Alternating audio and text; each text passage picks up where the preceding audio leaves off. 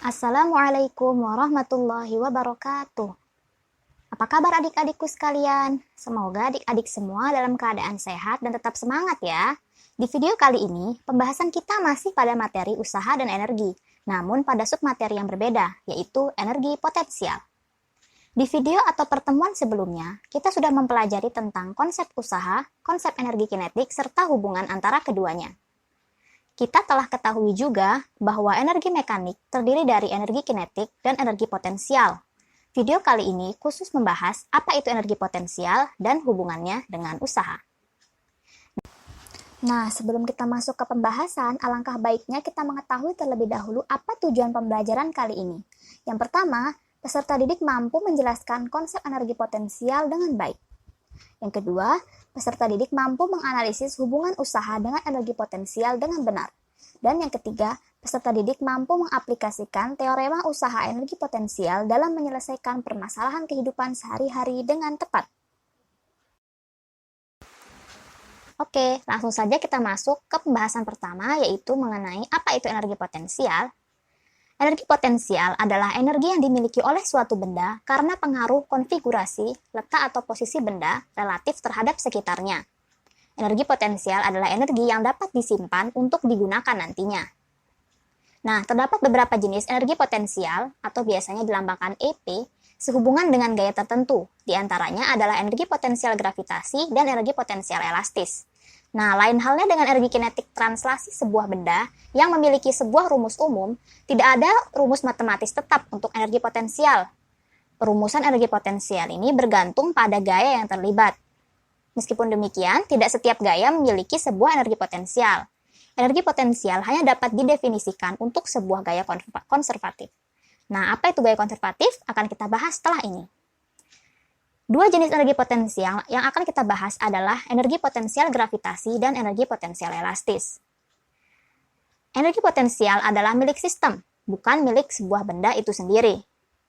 Energi potensial berhubungan dengan gaya, dan gaya selalu terbentuk karena interaksi dengan benda lain. Energi potensial adalah besaran skalar, dapat bernilai positif atau negatif, namun tidak memiliki arah. Nah, berikut adalah beberapa contoh energi potensial. Misalnya adalah buah kelapa yang berada di pohonnya memiliki energi potensial sebelum jatuh ke tanah. Dan contoh yang kedua adalah pegas yang diregangkan atau dimampatkan mempunyai energi potensial. Nah, langsung saja kita masuk ke jenis energi potensial yang pertama, yaitu energi potensial gravitasi. Apa itu energi potensial gravitasi? Energi potensial gravitasi adalah energi yang tersimpan dalam benda akibat gaya gravitasi bumi dan posisi vertikal benda. Misalnya, pada kasus kelapa yang berada pada di atas pohon. Ketinggian kelapa menyebabkan kelapa menyimpan energi potensial sebelum jatuh ke tanah, yang besarnya adalah mgh. Sehingga, persamaan energi potensial gravitasi benda akibat gravitasi bumi pada ketinggian H dari suatu titik acuan tertentu dirumuskan oleh EP sama dengan mgh, di mana EP adalah energi potensial gravitasi yang satuannya joule, M adalah massa benda yang satuannya kilogram, dan G adalah percepatan gravitasi yang satuannya meter per sekon kuadrat, dan H adalah ketinggian dari titik acuan, satuannya adalah meter. Usaha akibat gravitasi hanya bergantung pada perubahan ketinggian vertikal, bukan lintasan yang diambil. Nah, salah satu konsep penting juga dalam menentukan energi potensial adalah untuk menentukan titik acuan dalam menentukan energi potensial gravitasi. Energi potensial gravitasi bergantung pada ketinggian vertikal benda terhadap titik acuan tertentu. Sehingga kita harus menentukan terlebih dahulu titik acuannya. Misalnya energi potensial apel pada gambar di bawah. Apabila titik acuan satu yang kita pilih, yaitu buku, maka ketinggian apel itu adalah 0, sehingga energi potensialnya adalah 0. Namun apabila kita memilih titik acuan 2, yaitu meja, yang memiliki ketinggian H1, maka energi potensialnya adalah EP sama dengan mg kali H1. Sementara itu, apabila kita memilih titik acuan ketiga, yaitu lantai, maka energi potensialnya adalah mg dikalikan H2, di mana H2 adalah ketinggian apel dari titik acuan yaitu lantai. Jenis energi potensial selanjutnya adalah energi potensial elastis. Nah, apa itu energi potensial elastis? Energi potensial elastis adalah energi yang tersimpan dalam benda yang memiliki sifat elastis ketika direnggangkan atau ditekan. Sama halnya pada kasus gravitasi, sebuah energi potensial yang disebut energi potensial elastis dapat dikaitkan dengan pegas. Misalkan, sebuah pegas sederhana seperti pada gambar. Sistem pada gambar terdiri dari kotak, pegas, dan tembok. Pada saat pegas tidak diberikan gaya apapun atau dalam keadaan kesetimbangan, pegas dalam keadaan diam. Kemudian, apabila gaya pegangan sebesar F diberikan pada pegas, kemudian pegas berpindah sejauh X, maka pegas akan mengeluarkan gaya yang melawan tarikan tersebut sebesar Fp. Begitu pula sebaliknya, apabila sebuah gaya mapatan sebesar F diberikan sehingga pegas berpindah sejauh X, maka pegas akan mengeluarkan gaya yang melawan mampatan tersebut sebesar Fp.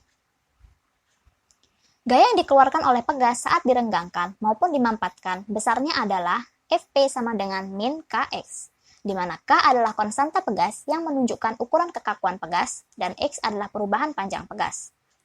Gaya tersebut disebut gaya pemulih karena cenderung mengembalikan pegas ke keadaan semula. Tanda negatif pada persamaan menunjukkan bahwa gaya yang dikeluarkan oleh pegas selalu berlawanan arah dengan perubahan panjang pegas. Apabila kita gambarkan grafik hubungan gaya atau F dan perubahan panjang pegas atau X, maka grafiknya akan berbentuk linear seperti pada gambar. Seperti yang telah kita pelajari sebelumnya, usaha dapat dihitung dengan menghitung luasan di bawah kurva atau grafik.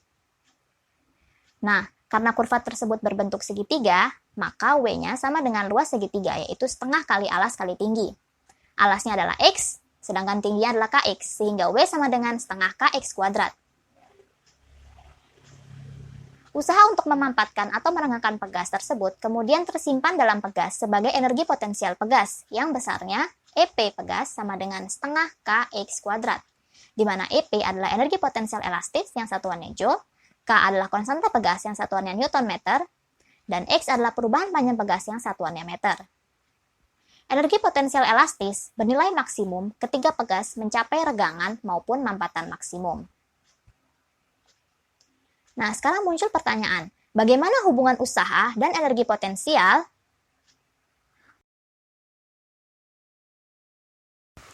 Untuk mengetahui hubungan antara usaha dan energi potensial, kita misalkan seseorang yang mengeluarkan gaya eksternal sebesar F eksternal sama dengan mg untuk mengangkat benda bermasa m dari Y1 ke Y2. Maka usaha akibat gravitasi pada benda besarnya adalah W sama dengan Fg dikali S dikalikan cos theta. Sudut yang terbentuk antara Fg dan juga perpindahan benda itu ke atas adalah 180 derajat. Sehingga W sama dengan min mg dikalikan Y1 minus Y2. Di mana Y1 minus Y2 adalah perubahan ketinggian benda tersebut. Maka, W sama dengan minus MGY2 dikurangi MGY1. Nah, MGY2 adalah EP2, dan MGY1 adalah EP1, sehingga W adalah W sama dengan minus EP2 minus EP1, atau dapat dituliskan W sama dengan negatif delta EP. Atau sebaliknya, delta EP sama dengan negatif W. Artinya, perubahan energi potensial akibat gaya tertentu itu sama dengan negatif dari usaha yang dilakukan oleh gaya tersebut ketika benda berpindah dari satu titik ke titik lain. Nah, perubahan energi potensial ini hanya bergantung pada posisi awal dan akhir saja, bukan lintasan yang diambil. Selanjutnya, kita masuk ke pembahasan selanjutnya, yaitu apa itu gaya konservatif dan apa itu gaya non-konservatif. Sebuah gaya disebut gaya konservatif apabila usaha total yang dilakukan gaya tersebut pada benda tidak bergantung pada lintasan yang diambil, namun hanya bergantung pada posisi awal dan akhir. Misalnya adalah seorang pemain ski, seperti pada gambar. Lintasan A, B, C, dan D itu berbeda. Namun, usaha akibat gravitasi yang dirasakan oleh pemain ski akan sama, karena ketinggian yang ditempuh oleh pemain ski juga sama. Artinya, usaha totalnya tidak bergantung pada lintasan yang diambil, namun hanya bergantung pada posisi awal dan akhir pemain ski tersebut. Seperti yang telah kalian ketahui sebelumnya bahwa energi potensial itu hanya dapat didefinisikan untuk gaya konservatif saja. Berikut adalah beberapa contoh gaya konservatif dan non-konservatif. Contoh gaya konservatif adalah gaya gravitasi, gaya pegas atau gaya elastis, dan gaya listrik. Sedangkan beberapa contoh gaya non-konservatif adalah gaya gesek, hambatan udara, gaya tegangan tali, serta gaya tarikan atau dorongan oleh manusia. Nah, setelah mempelajari apa itu energi potensial gravitasi, energi potensial elastis, dan hubungan antara usaha dan energi potensial, yuk kita rangkum apa saja yang telah kita peroleh. Yang pertama, energi potensial adalah energi yang berhubungan dengan posisi atau konfigurasi benda. Yang kedua, energi potensial gravitasi sebuah objek bermassa M pada ketinggian H dari titik acuan besarnya adalah EP sama dengan M dikali G dikalikan H. Yang ketiga, energi potensial elastis yang disimpan oleh benda elastis ketika direnggangkan atau dibampatkan besarnya adalah EP sama dengan setengah K X kuadrat. Selanjutnya, energi potensial hanya dapat didefinisikan untuk gaya konservatif. Gaya disebut konservatif apabila usaha akibat gaya tersebut untuk memindahkan objek tidak bergantung pada lintasan yang diambil. Dan yang terakhir adalah teorema usaha energi menyatakan bahwa perubahan energi potensial akibat gaya tertentu sama dengan negatif dari usaha yang dilakukan oleh gaya tersebut ketika benda berpindah dari satu titik ke titik lain. Atau dapat tuliskan delta EP sama dengan min W, sama dengan min EP2 dikurangi EP1. Untuk memperkuat pemahaman kalian tentang energi potensial, yuk kita bahas beberapa contoh soal berikut. Yang pertama, seorang pemain ski bermassa 60 kg meluncur di lintasan es licin sepanjang 25 meter dari titik A ke titik B seperti pada gambar di samping. Perubahan ketinggian total pemain ski adalah 10 meter. Tentukan besar usaha akibat gravitasi dan perubahan energi potensial sistem selama pemain ski meluncur dari A ke B. Mula-mula kita tentukan terlebih dahulu apa saja yang diketahui pada soal. Yang pertama adalah massa pemain ski, yaitu 60 kg. Yang kedua adalah perubahan ketinggian pemain ski, yaitu 10 meter. Dan selanjutnya adalah perpindahan pemain ski, yaitu 25 meter. Yang ditanya adalah, yang pertama usaha atau W, dan delta EP atau perubahan energi potensial. Nah, penyelesaian. Karena bentuk lintasan rumit, maka perhitungan menggunakan rumus W sama dengan MGS cos theta sulit dilakukan karena sudut antara FG dan S berubah-ubah mengikuti lintasan. Dan karena FG merupakan gaya konservatif, maka usaha dapat dihitung dengan memilih lintasan lain antara A dan B yang membuat perhitungan mudah. Nah, kita misalkan sebuah lintasan baru, yaitu melalui titik C. Untuk lintasan horizontal atau dari A ke C, maka sudut antara FG atau gaya akibat gravitasi dan S-nya itu adalah sebesar 90 derajat. Meskipun besar S tidak diketahui, maka besar usahanya adalah WH atau usaha pada lintasan horizontal sama dengan FG cos 90 dikalikan dengan S. Nah, karena cos 90 bernilai 0, maka usaha pada lintasan horizontal adalah 0.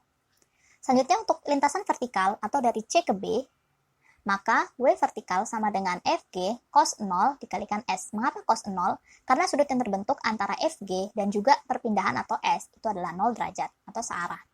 Maka W vertikalnya sama dengan MG dikalikan dengan H. Substitusikan besarnya, WV sama dengan 60 kg dikali 10 meter per sekon kuadrat dikali 10 meter, maka diperoleh bahwa usaha pada lintasan vertikal adalah 6000 Joule. Maka usaha totalnya adalah hasil penjumlahan usaha pada lintasan horizontal dan vertikal, yaitu 0 ditambah 6000 Joule sama dengan 6000 Joule.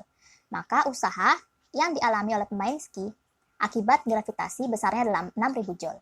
Selanjutnya, besar perubahan energi potensialnya dapat dihitung dengan menggunakan teorema usaha energi, yaitu W sama dengan minus delta EP, atau delta EP sama dengan minus W. Maka, delta EP sama dengan minus 6000 Joule. Selanjutnya, contoh soal kedua. Sebuah benda bermassa 120 gram digantungkan pada pegas yang memiliki konstanta 6 Newton per meter. Apabila regangan maksimum pegas pada titik C adalah 0,4 meter, tentukan total energi potensial pegas pada titik B, yaitu titik pertengahan antara A dan C. Nah, kita tentukan titik acuannya adalah pada saat pegas dalam keadaan diam atau dalam titik kesetimbangan, di mana Y sama dengan 0 atau EP-nya sama dengan 0. Kemudian kita tentukan apa yang diketahui. Yang pertama adalah massa benda tersebut, yaitu 0,12 kg atau 120 gram. Yang kedua ada konstanta pegasnya yaitu 6 Newton per meter. Kemudian ada YC atau perubahan panjang pegas pada titik C yaitu 0,4 meter. Kemudian YB, karena YB adalah titik pertengahan antara A dan C, maka YB sama dengan setengah YC, yaitu 0,2 meter. Selanjutnya YA, yaitu pada saat pegas dalam keadaan diam, maka YA-nya adalah 0. Ditanyakan adalah energi potensialnya. Maka untuk menyelesaikan permasalahan ini, kita tinggal menghitung total energi potensial pada titik B. Total energi potensialnya itu sama dengan EP akibat gravitasi ditambah dengan EP elastis.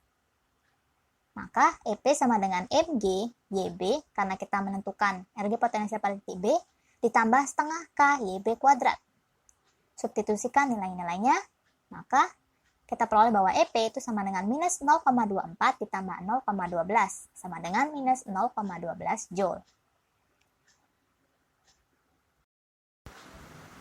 Itulah tadi beberapa contoh soal terkait energi potensial. Contoh soal tadi sekaligus mengakhiri video kali ini. Di video berikutnya atau di pertemuan berikutnya, kita akan membahas tentang hukum kekekalan energi mekanik. Jadi, sampai bertemu di pertemuan selanjutnya. Wassalamualaikum warahmatullahi wabarakatuh.